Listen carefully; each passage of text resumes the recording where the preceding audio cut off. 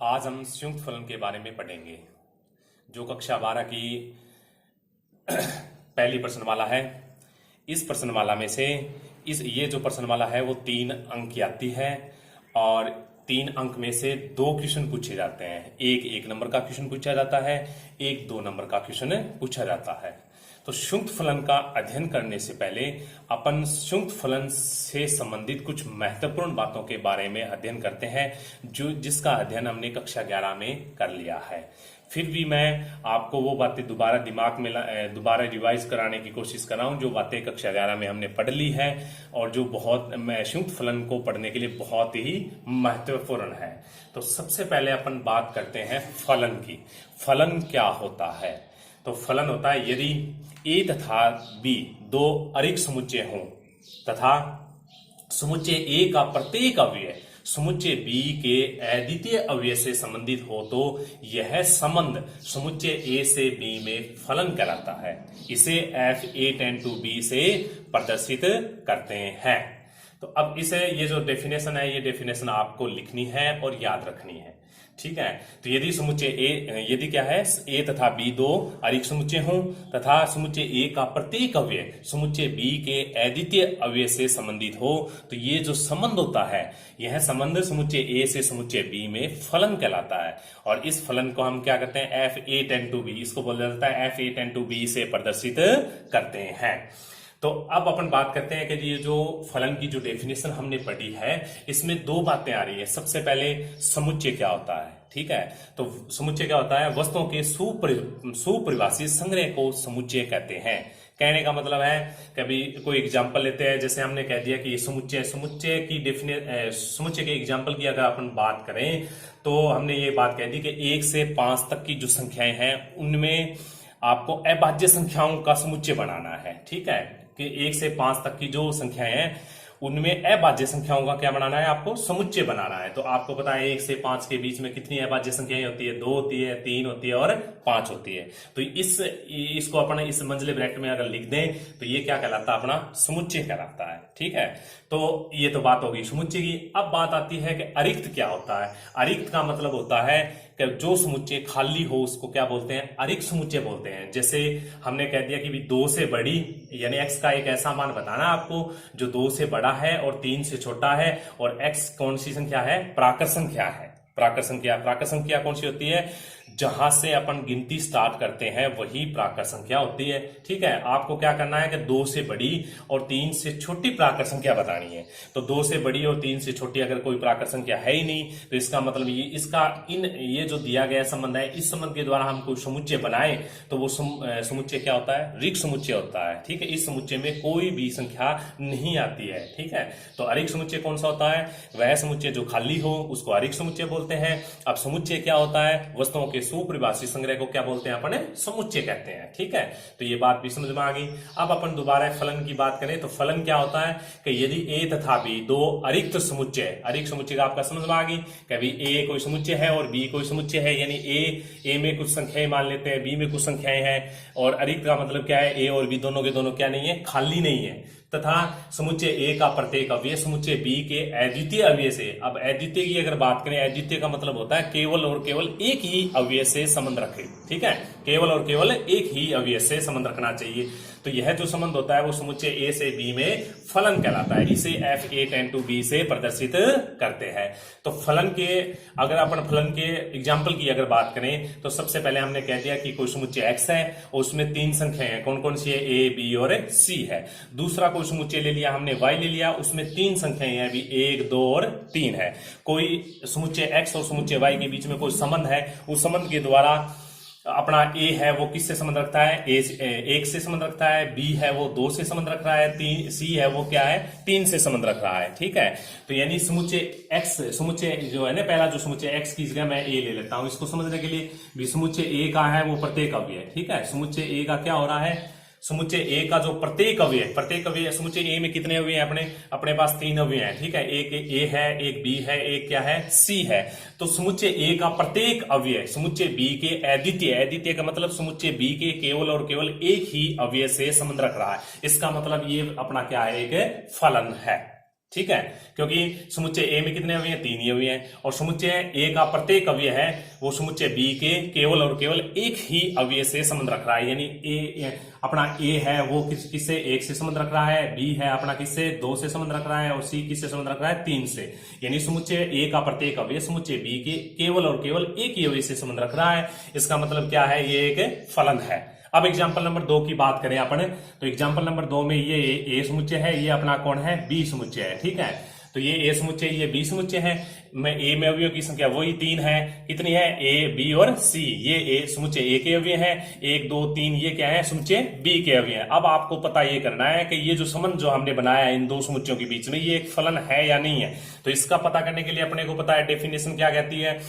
सबसे पहले तो ए तथा बी दो समुच्चय है वो क्या होने चाहिए, अरिक्त होने चाहिए। तो दोनों के दोनों अरिक्त हैं। ठीक है, इसमें कुछ ना कुछ अवयव हैं। और फिर क्या होता है कि समुच्चय ए का प्रत्येक अवयव, अब अपन प्रत्येक अवयव की बात करें तो ए किससे संबंध रख रहा है, अपना ए 1 से संबंध रख रहा है, यानी एक है वो 1 से संबंध रख रहा है। फिर बी है वो भी 1 से संबंध रख रहा है, सी भी क्या कर रहा है, 1 से संबंध रख रहा है। इसका मतलब ये भी क्या है, एक फलन है। क्यों फलन है कि समुच्चय ए का प्रत्येक अवयव संबंध रख रहा है, समुच्चय ए का तो प्रत्येक अवयव संबंध रख रहा है, और समुच्चय ए का प्रत्येक अवयव बी के कितने अवयव से संबंध रख रहा है, केवल और केवल एक ही अवयव से संबंध रख रहा है। यानी ए है वो कितने अवयव से संबंध रख रहा है, 1 से ही रख रहा है।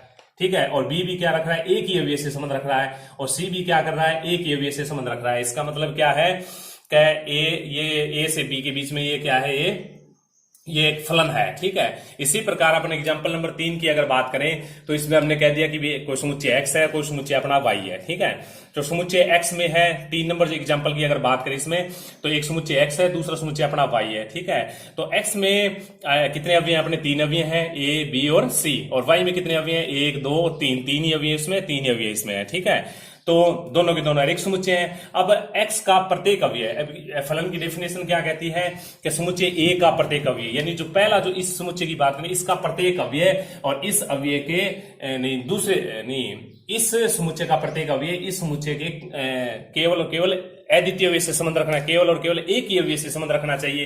तो इसमें क्या है कि इसका प्रत्येक अवयव की बात आ रही है। ठीक है, तो इसका प्रत्येक अवयव इससे संबंध नहीं रख रहा है। प्रत्येक अवयव देखिए ये किसी से संबंध नहीं रख रहा है, जो सी जो है अपना किसी से संबंध नहीं रख रहा है। इसका मतलब ये क्या नहीं है, फलन नहीं है। ठीक है, अब चौथे एग्जाम्पल की अगर बात करें तो वही बात है कि ये एक समुच्चय x है और दूसरा समुच्चय अपना क्या है, y है।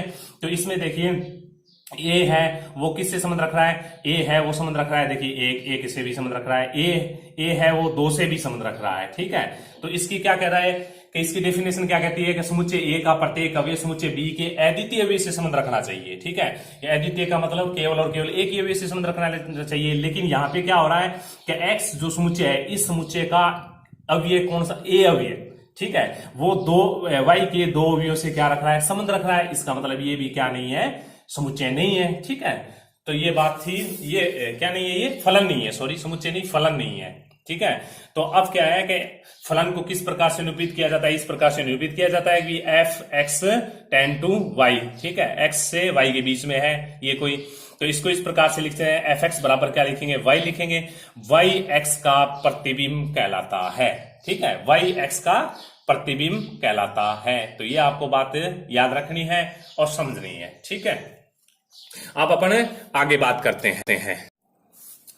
अब अपन आगे बात करें कि फलन का प्रांत, सहप्रांत तथा परिसर क्या होता है। क्योंकि संयुक्त फलन है उसको हल करने के लिए प्रांत और परिसर की सबसे ज्यादा जरूरत पड़ेगी। इसलिए अपन जो फलन का जो प्रांत होता है, सहप्रांत होता है और परिसर है उसके बारे में अध्ययन करते हैं। ठीक है, तो यदि f है समुच्चय a से b में एक फलन है, तो कोई f है अपना दे रखा है वो समुच्चय a से b में एक फलन है, तब f a टेंड टू मतलब b के लिए समुच्चय a के अवयव न समुच्चय a के अवयव वो तो फलन का क्या कहलाते हैं, फलन का प्रांत कहलाते हैं। समुच्चय b के अवयव फलन का सहप्रांत कहलाते हैं, तथा समुच्चय b के उन अवयवों का समुच्चय जो समुच्चय a के अवयवों के प्रतिबिंब है परिसर कहलाता है। ठीक है, तो इस बात को भी आपको याद रखना है। अब ये तो डेफिनेशन आपको बताइए, अब एग्जांपल के द्वारा समझने की कोशिश करते हैं। तो सबसे पहले हमें देखिए f(x) बराबर 2x है, ये तो हमें क्या दे रखा है, कोई संबंध दे रखा है।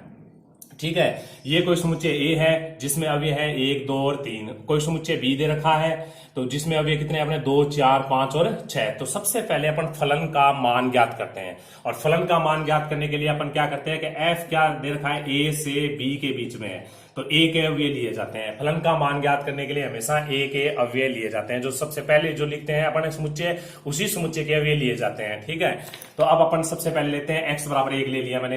ठीक है, x बराबर 1 रखें, फलन में रखा x बराबर 1 रखें तो 2 गुणा 1 यानी 2 बनता है। x बराबर 2 ले तो f2 यानी 2 गुणा 2 बराबर 4 बनता है। x बराबर 3 ले तो f3 2 गुणा 3 बराबर 6 बनता है। ठीक है, तो अब अपने इसको एक डायग्राम के द्वारा बनाए, डायग्राम बना के इसको समझें। तो देखिए ये समुच्चय ए है जिसमें अवयव थे 1 2 3 था, और समुच्चय बी में अवयव कितने थे 2 4 और 5 और 6, ये अवयव बी के थे। तो अपने को क्या कह रहा है कि यदि f है, यदि f क्या है, समुच्चय a से b के बीच में कोई फलन है, a से b यदि f है वो समुच्चय a से b के बीच में कोई फलन है, तब क्या है समुच्चय a के जो अवयव होते हैं वो तो क्या कहलाते हैं, फलन के प्रांत कहलाते हैं। तो यानी अगर यहाँ पे प्रांत लिखें तो फलन का जो प्रांत है वो कौन है, अपना समुच्चय a है। ठीक है, फलन का प्रांत में कितने अवयव 1 2 3 ये है। ठीक है, तो ये फलन का क्या बनेगा, जो समुच्चय a जो लिख रहे हैं ना वो फलन का क्या बनेगा, अपना प्रांत बनेगा। और समुच्चय बी के जो भी होते हैं वो क्या कहलाएंगे अपने, इसको अपन क्या बोलेंगे, सह प्रांत बोलेंगे। ठीक है, अब अपने को एक बात ये भी समझनी है कि अभी हमने x बराबर 1 लिया तो हमें क्या मिला था, 2 मिला। x बराबर 2 लिया तो हमें क्या मिला, 4 मिला। x बराबर 3 लिया तो हमें क्या मिला था, 6 मिला था।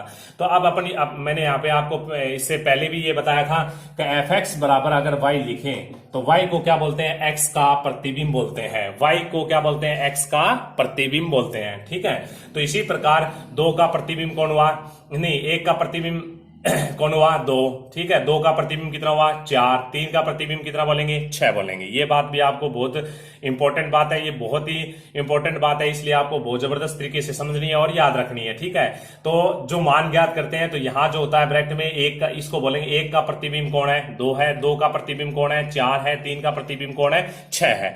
तो इसमें अगर आप समझें तो वही बात है, 1 का प्रतिबिंब कौन है, 2 है। 2 का प्रतिबिंब कौन है, 4 है। 3 का प्रतिबिंब कौन है, 6 है। ठीक है, तो अब अपन क्या करते हैं, परिसर में अगर बात करें तो परिसर की जो डेफिनेशन है वह ये बताइए कि समुच्चय बी के उन अवयवों का समुच्चय जो समुच्चय ए के अवयवों के प्रतिबिंब है, यानी समुच्चय बी के उन अवयवों का समुच्चय लेना है जो समुच्चय ए के अवयवों के क्या है, प्रतिबिंब है। यानी ए के अवयवों का प्रतिबिंब है, उनका हमें समुच्चय बी के उन अवयवों का, यानी बी के उन अवयवों का समुच्चय लेना है जो ए के अवयवों के क्या है, प्रतिबिंब है। अब देखिए 1 का प्रतिबिंब कौन है, अपना 2 है। ठीक है, तो अब अपने अगर परिसर का समुच्चय बनाए तो परिसर में क्या बनता है, देखिए 1 का प्रतिबिंब कौन है, 2 इसका परिसर में आएगा।